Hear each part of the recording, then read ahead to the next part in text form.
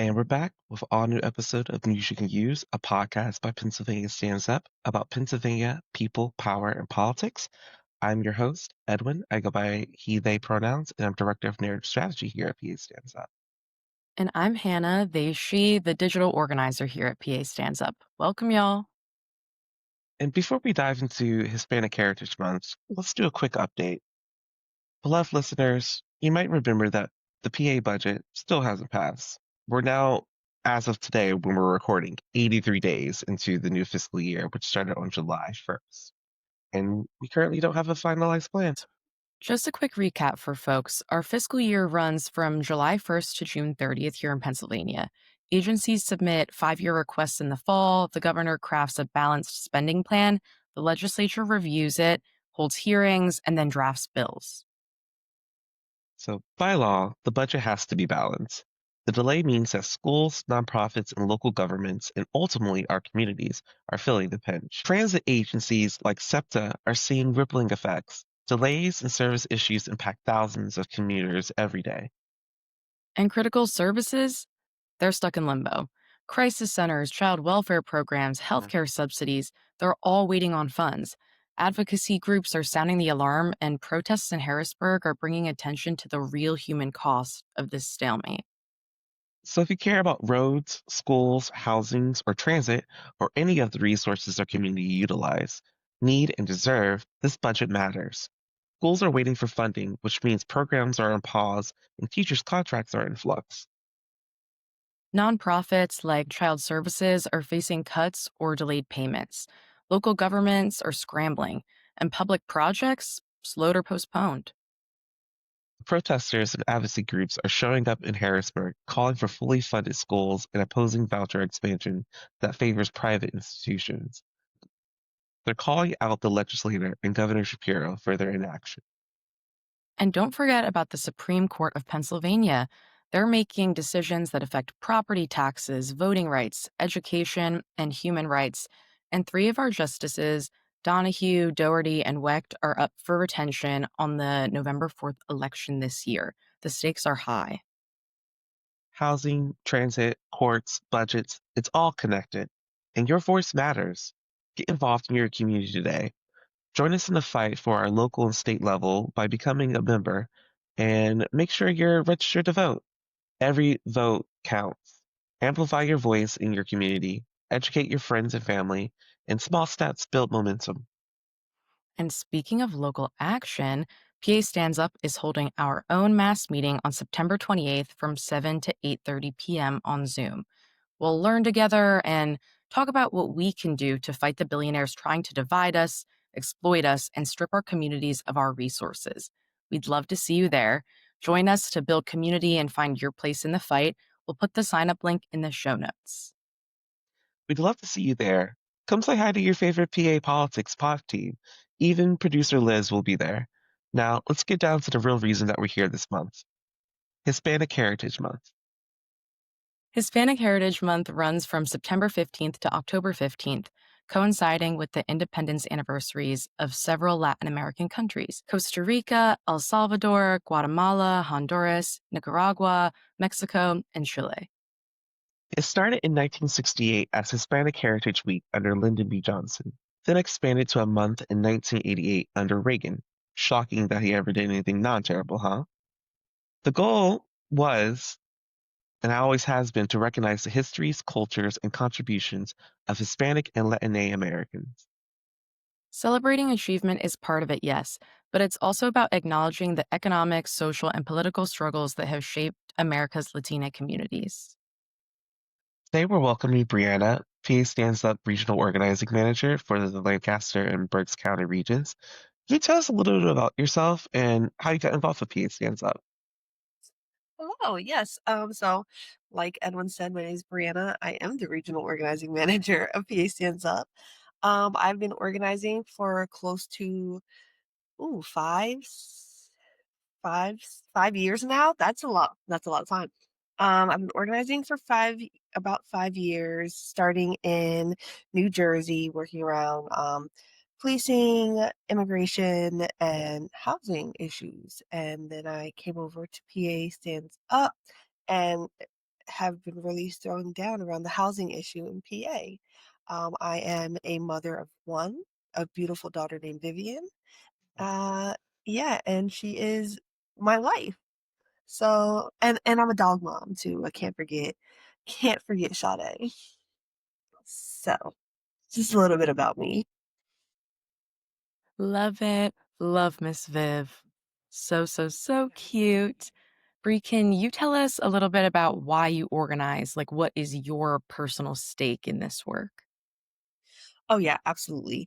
So I organize because I am like invested in this future where Vivian and maybe any other children I might have and any children they might have do not have to heal from the systems that have been created in the world as it is, and that they can live in a world as it should be. And I want to be a part of that creation of that world. I am invested in making sure that my descendants are part of the fruits of my labor, right? Like they're benefiting from the fruits of my labor.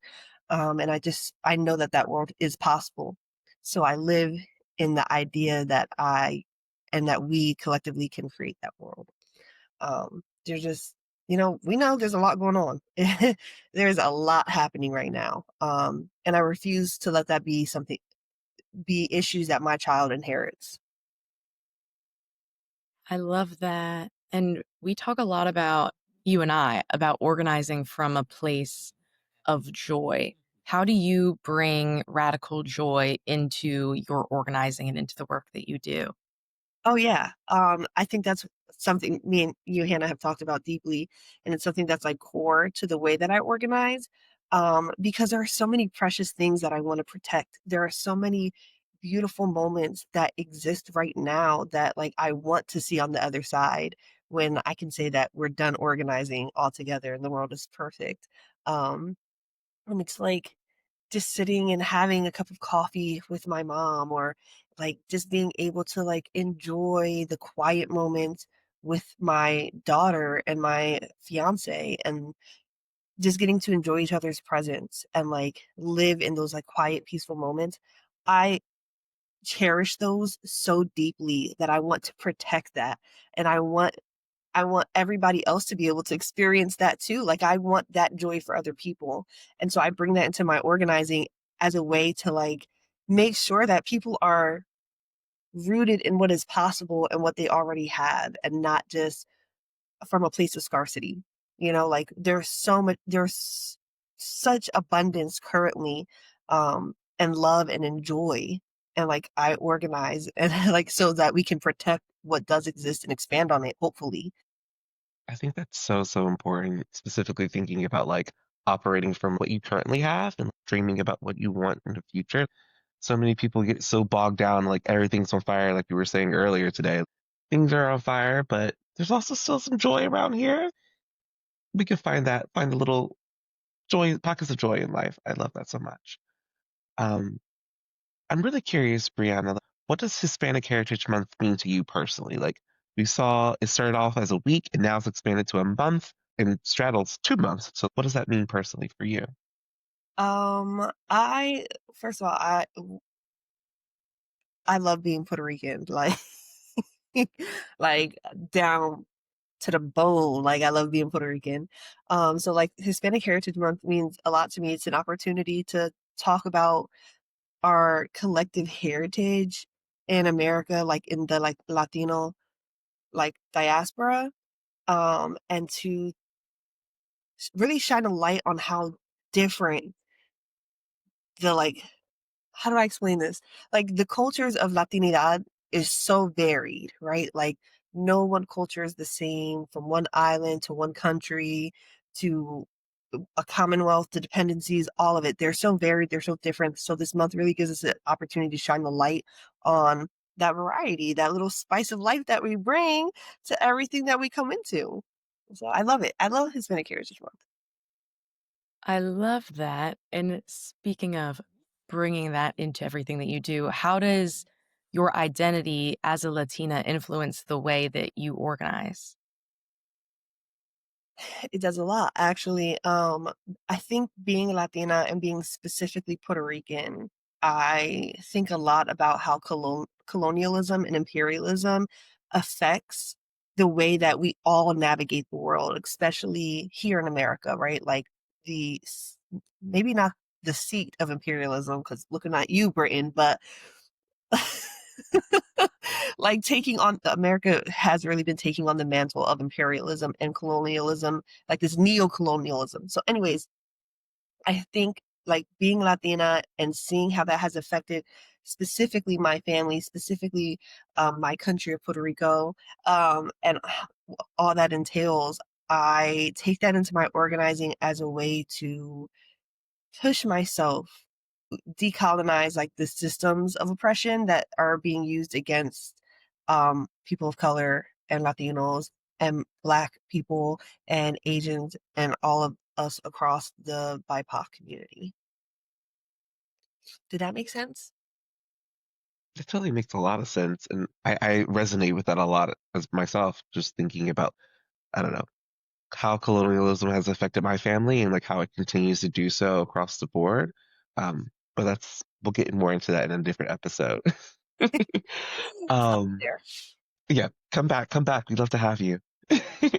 Um, speaking about just like colonialism and just how history really affects us, I'm really curious to know, how has your like life experiences shaped your approach to like advocacy? Like, how does that like inform the way that you move through this world and like are able to, just adapt and change and just try new things out? Ooh, I think, and I think this is kind of maybe just like a general rule for most organizers or people that find themselves in the movement space, is that our experiences, like personal lived experiences, um, really tie into how we navigate the movement space, and even why we enter into the movement space in general. Like our personal experiences are probably catalysts for why we are so invested in moving these issues that directly impact our communities. And like I know for me, um, having faced like housing insecurity, it really ties me to this work. It really binds me to the like housing issues that PA Stands Up has been focusing on over the last year. And because I know what it's like, right? Like I know what it's like to be scared and to be afraid and not to not know where rent is coming from and not having rent and all of what that entails. And I also know what it's like to be a woman of color in like predominantly white spaces and having to navigate my identity in spaces that are not set up for people that look and think like me. Um, so and then of course like my father having been incarcerated for most of my life, like that really, my father being incarcerated and then like coming home during on the emergency healthcare credit bill is what pushed me into organizing. Like watching him like trying to figure out how to re-enter society and re-assimilate is what made me begin to question the systems as they, well, I was questioning way before that, but really made me not only question but made me think like what can I do specifically to make sure that things like this don't continue to happen. So like those personal experiences, the way that I show up in my family and the way that I show up in my community and like how these systems have affected me made me question like, okay, like there has to be something that I can do. I can't just be on the internet complaining for the rest of my life. I can't just be reading about all of this horrible, horrible stuff going on and just not having any hand in it. And I think that led me to asking some questions of people in my community who then were like, why don't you become a community organizer? And that was like the way in was somebody being like, well, you hate it, right? Like all of these things that you have experienced, you don't like it, it hurts, it's painful. This is how you can do something about it. And I was like, I didn't know that. Wow. Let me do that. Thank you so much. And like that's how like those experiences have led me into organizing and kind of have oriented my organizing as well. Like I know how hard it is to live in this world. I'm living in it currently. I know how hard it is, but that's not going to keep me from stepping into my power. And it's also not going to keep me from caretaking other people from stepping into their power, because I know you're struggling too, and I know you're going through a lot too, and I know this world fucking sucks, but also we have a responsibility to do something about it. Like, um, ah, our amazing director of power building said yesterday, once you are awake, the responsibility of doing something about being awake in this society is very heavy. But it's a burden that I love also. I hope that answers I hope that answers your question. No, definitely. It was that if not you, then who? If not now, then when? Question that got you to act. And I know, I think Carrie said this recently, how you carry accountability and empathy perfectly in such a graceful way, and make sure that everybody has the agency to do something as well. And I think that that's really important. And I love how so many of your answers tie back to your family in some way, whether it be like the catalyst for you getting into this or your self interest now for your descendants, and even your own ancestors, your own family members who were activists and were organizers. Is there a specific Latino organizer or activist that inspires you, and why? Oh, I have two answers for that. So Latina organizer that has really shaped the way that I organize. Her name is Frances Nunez. She works for she does like, oh my God, I'm gonna ruin like her title, but like when she sees this, I know she's gonna love me anyways. Um, she is the campaigns director for Planned Parenthood. Um, and she taught me everything I know about organizing. She was actually the first person to show me what it meant to be empathetic and accountable. And I model her when I am organizing and when I'm speaking to, um, like volunteers and leaders and frontline staff. Like, she's who I emulate when I'm having these conversations, because that's how she walked me through organizing, and that's like the relationship that we built. And I honor that relationship so much.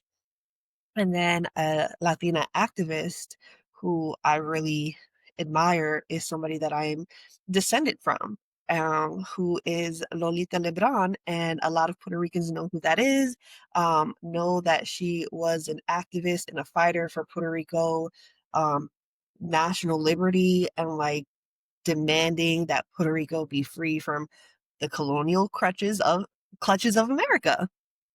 And I'm like, her mother is my great great. There might be an extra great in there, but I think it's just great great grandmother. So, it's in the blood, and like I honor that and I respect that, and I like live vicariously through that. And also, not an activist or an organizer, but a bomb ass Latina is my mother, who has shown me how to be the strong, independent woman that I am, who's shown me what it means to hustle and like do what I can for my family and for myself, and not to let anything limit me. And I think a lot of times Latinas find themselves limited because of like the patriarchy and this thing called machismo, and how we are supposed to be these but submissive but spicy, and like beautiful to look at, but not much else going on. My mom never limited us. She always told us that we could be whatever we wanted, and I took that to heart. I've been it all, okay, baby. I've done it all. And I credit that to my mom deeply, who is an amazing, wonderful Latina social worker. And we need more social workers of color. We definitely do. And like, I only met your mother briefly this past weekend, and just like her presence and the way that she carries herself, I was like, it reminded me a lot of you. So I was like, oh, she get it from her mama. I know where she gets it from. I popped that on her forehead. Yes, third eye, just right here. Here for it. Um, I love everything you just said, just being like so deeply grounded in like history and like history of your families personally. I'm really curious, like, is there a quote or like a mantra that like continuously grounds you in this work, maybe from like your family or like folks who helped you develop your organizing style? Like, is there anything that keeps you grounded? Um, s- there's something that my boyfriend's, my fiance, Ooh. my fiance, um, there's something my fiance says all the time, and it is let the mistakes of others cost you nothing. And like it's something like I really like I think about all the time. And especially in this work where I'm like, what is the precedent? Like so many people before us and to the side of us that are currently doing this work or have done this work. We're not writing the game book or the game plan. Like somebody has written it already. Somebody has gone through it. What can we learn from the people that are right to the side of us or that have come before us in this work? And like how can we emulate that? Like precedence is such a big thing for me because I know somebody has been in my shoes and is having the same conversations and coming up against the same roadblocks. Um, and like I don't need to reinvent the wheel, right? I don't need to make the same mistakes as somebody else to learn them. I can like look at um, you know, we went to what is it, like down home, North Carolina, and they had like a lot of our organizers went. They had an amazing time. They brought back so many lessons from down home, right? What does down home know about you know, housing platforms that we can take from them and that they've already seen thrown spaghetti against the wall and saw what's stuck. Let's just do let's replicate what they did without having to throw spaghetti against the wall because they did the hard work for us. So like yeah, let the mistakes of others cost you nothing. I love that. The collective wisdom, like let the collective wisdom that we have as organizers guide us. Let's look to history for guidance. Let's look to our peers for guidance. Yes. Love that. Let's collaborate in our communities more. So, right now, either where you live, where you organize, what are the biggest challenges that you're seeing in your community? Housing, voting, education, anything else that's coming up for you? Like issues specifically, Yeah. definitely housing. It is a conversation that is being had, I think, across PA. Um, like in like all manners of housing, right? Are you a homeowner and it is impossible to repair your home, right? Because everything is so expensive. You've bought a home, you have equity in your home, but all of the repairs fall on you. There's not a landlord to take care of them. So now you have to figure out how you're going to afford a $10,000 water heater if you don't have anything in the savings. How are you going to afford a new roof if now your roof is leaking? It's a struggle, especially if you're like working class. Like a lot of us are living paycheck to paycheck if we're working class. Like you can't afford a new roof right off the bat. That's something you have to save for. And then like tenants that are living in apartments that are falling apart because they're renting from slumlords. Like let's be real about that. And not only are people that are housed, right? Like either you're renting or you own are having issues with just like the safety and the quality of housing, but the access to housing. How hard is it to get into an apartment or to buy a house? Like there are so many barriers that keep you from owning or renting. Is it your credit, which is like fake and really shouldn't exist, right? Like, but like, is your credit barring you from getting a home? Is your like rental history barring you from getting a home? Is so like and so many things that are out of our control keeping us from accessing housing. And then we have this housing crisis where well, not even just a housing crisis, we have like this homelessness crisis, right, where people actively do not have homes. They are living out of their cars. An experience that I've experienced myself. There are people that are sleeping in tents, all of their belongings fitting inside of one backpack, like trying their best to find a place to cool down if it's too hot or a place to warm up if it's too cold because they don't have a place to call home.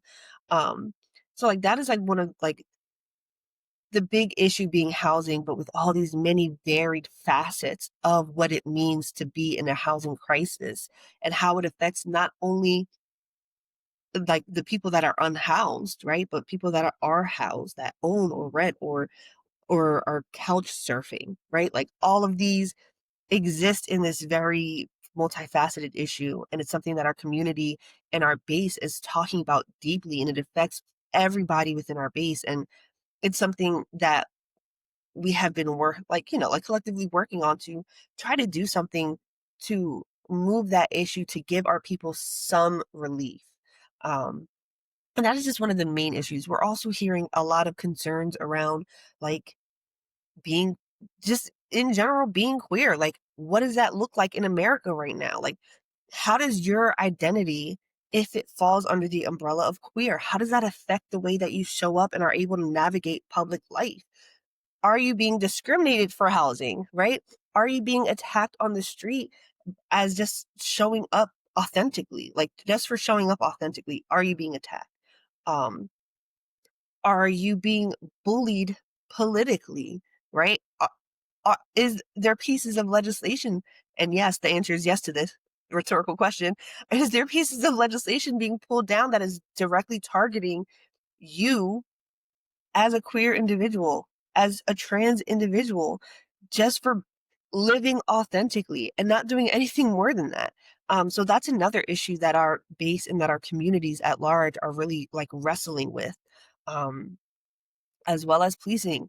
That policing across America is a huge issue. Um, we have qualified immunity, which is absolutely insane, something that we need to be getting rid of. Police fail to take accountability because of qualified immunity, right?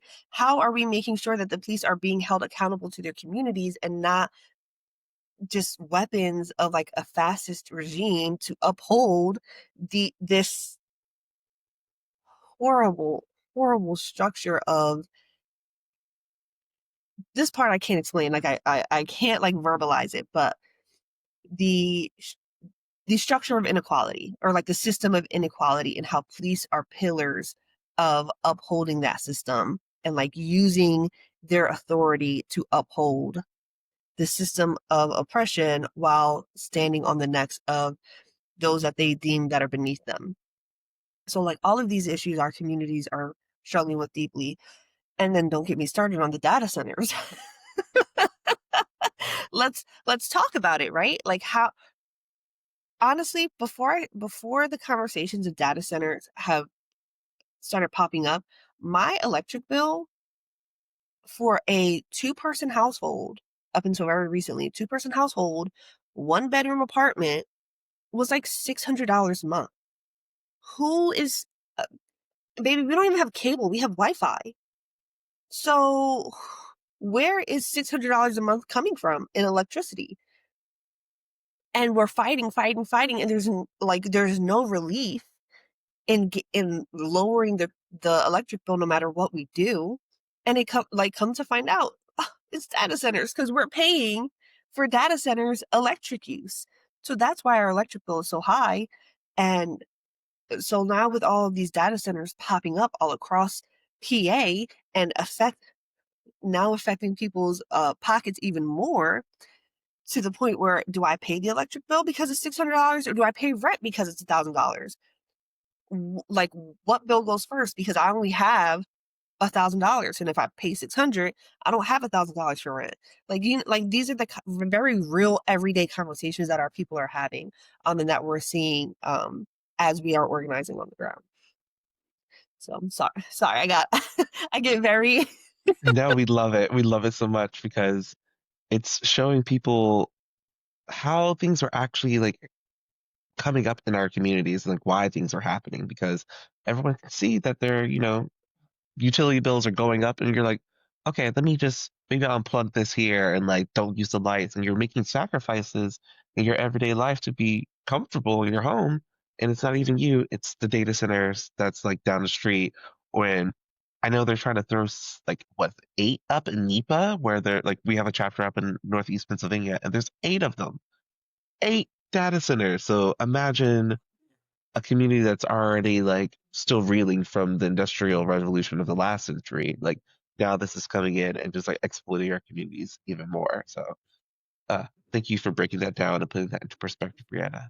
Um, you started talking about this a little bit, and I'm just thinking about like the little legal bag and just trying to think about how we can strategically use the systems that we have to operate within to make change. I'm curious, like, how could state or local policies like better support our communities? Like, how can we, organize our people to start advocating for the things that we need in our communities? Just curious about your thoughts. Great question. That's my bread and butter. Yes. Um, and you know what's so funny? My fiance asked me this question last night. We were sitting on our sofa and we were just talking about the state of the world. And he was like, "Okay, Miss Community Organizer, like, what are we supposed to do?" And I kind of like brushed him off, and like I gave him like the short answer because like he was he was like trying to pull my leg. Um, but like I'm gonna give you guys the longer answer. Um, and like we really, really have to build relationships with people in our community so that misinformation cannot continue to be spread, right? Like the first part is battling misinformation. That's a small piece of it, right?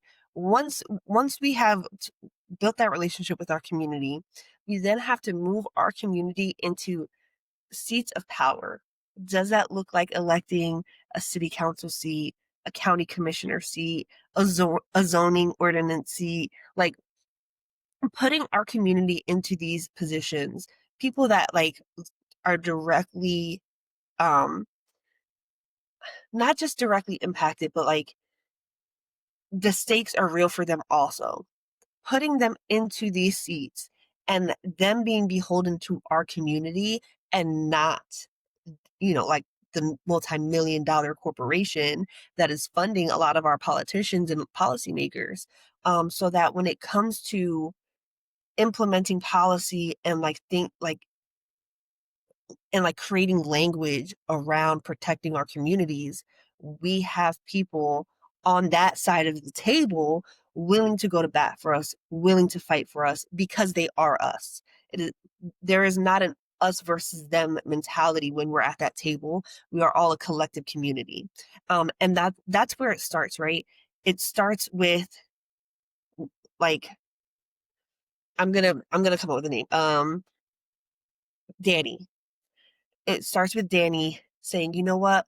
I know that the city council is doing elections this year. I'm going to run because I want to make sure that our people have a voice at city council. And then it also takes Maria to be like, you know what, Danny, I'm going to run alongside you for this other seat that's going up. And then it takes Jimmy being like, you know what, Maria and Danny, I'm also going to run alongside you so that we have multiple seats, that we have like multiple avenues of power coming in, right? So like that's just one, like that's local, right? Very local. On like a larger scale, it's the same thing. But on a larger scale, we have to get people into Congress. We have to get people to run for state rep and to like oversee legislative districts and to sit down and envision and create policies specifically for our communities. Something that I think um, Rep Izzy is doing really well right now is writing policy specifically to benefit our community, who is a Lancaster Stands Up member. Representative Izzy Smith Waddell, he's writing language around eviction ceiling. Like, how important is that to people that are having trouble renting again because they have an eviction because COVID lost them their job and they couldn't pay their rent? Like these are the conversations that our representatives need to be having. Like, what is the best way to take care of our people? And it starts with policies like that that protect our community, and that doesn't have a us versus them feel to it, but a collective um, a collective power. And we get people like Representative Izzy into those seats by like campaigning for them, and well, and not just like campaigning for them, but like showing the collective power that Izzy is wielding by being part of an organization like PA Stands Up and Lancaster Stands Up as a chapter. Um, so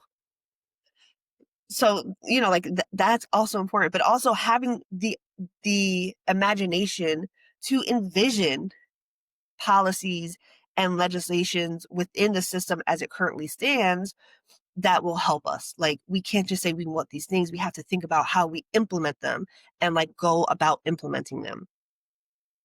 So again, stepping off my soapbox. But yeah, like that's how we within this system that we currently have, until we do the rest of the work of dismantling it, how we utilize the system as it is to better benefit our communities. That's so real. More regular ass people who are deeply invested in our communities Hmm. running for office. Yet again, if not you, then who? If not now, then when? And Rep. Izzy is a great example of someone who co governs with the community, Hmm. not for billionaires like Jeff Yass, not for mega corporations, not because he thinks this is the best idea, because he's tapped in and listening to what the community needs, because he lives in the community and is a regular ass person, not, you know, some rich corporate person who is just getting richer and profiting by being in office. More of that. And I love how you touched on how important it is to build relationships with other people, and connecting with folks so immediately is something you are so amazing at. And I'm just constantly impressed by you.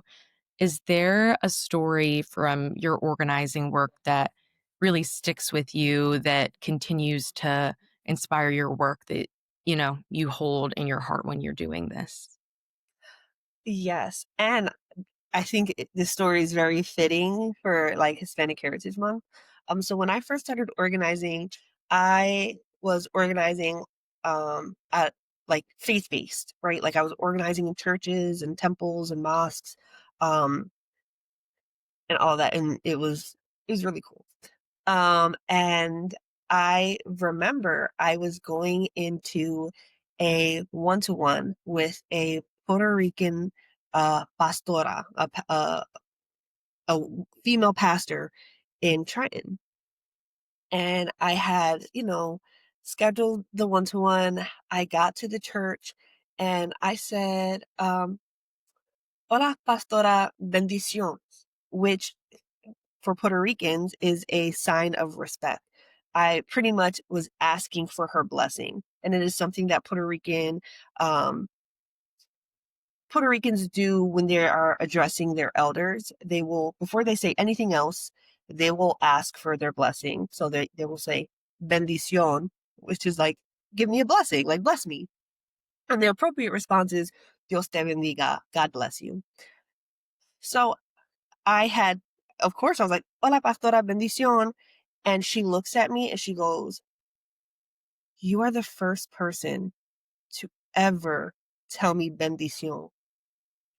And like, was something that I just, I did because that is part of like who I am in my culture. And her being an elder Puerto Rican woman, of course, I'm going to give her that respect. But because of that, she really like tied into the work that we were doing in Trenton. Whereas before I had like a conversation with her over the phone and she was like, oh, like, it was kind of very like blasé, like, whatever. We can meet. I have a lot going on. She did have a lot going on. She, not only did she have a church, but she had a food ministry. She had a youth ministry that was doing a lot of things over the summer. She was a mentor to students that were at Princeton Seminary. They would come to her church and she would mentor them and they would do their internship with her. She had a lot of things moving. But I could tell after we had that initial one-to-one, she was a lot more willing to be part of the community that I was trying to build and try in with the pastors. Um, and she every time she introduced me to somebody, because wherever she went, I was there. Trends is only but so big. Whatever. She would pull me up. She'd like, let me tell you about this amazing community organizer. She was the first person to say bendición to me. And I could tell it meant a lot to her. And from that, we like built a relationship. And that was just by virtue of me being a Puerto Rican woman, her being a Puerto Rican woman, and like us understanding the way that our culture like showed up for us in that moment. So I always think about that when I'm like building relationships. Like, how am I being authentically myself in a way that is showing other people that I care about them and that I'm invested in them? So yeah, like I I will always think about that as I'm building relationships. So that like moment. Uh, Thank you for sharing that with us, Bree, because I'm very much like, yeah, organizing is all about the relationships that you're building and how you're able to just like bring your neighbors, your family, and everyone along with you. And I think Mm. that's just a perfect example of just amazing human that you are, just like showing up as your authentic self. Just, I don't know, it gives me so much joy and it brings me so much, I don't know, it brings me so much joy and just like I have so much love for you because you're just amazing and dope and you inspire me every day just to be my authentic self and to make real ass connections. That's Stop gonna take it. all of us. Um, all right, so we're starting to come to the end of this episode, but there's a couple more questions that we want to dig into. Specifically thinking about like in honor of Latine Heritage Month, Hispanic Heritage Month. We want to highlight like how folks can support and be active co-conspirators in this very heightened political moment right now. So like how can we show up for our Latine neighbors in this moment?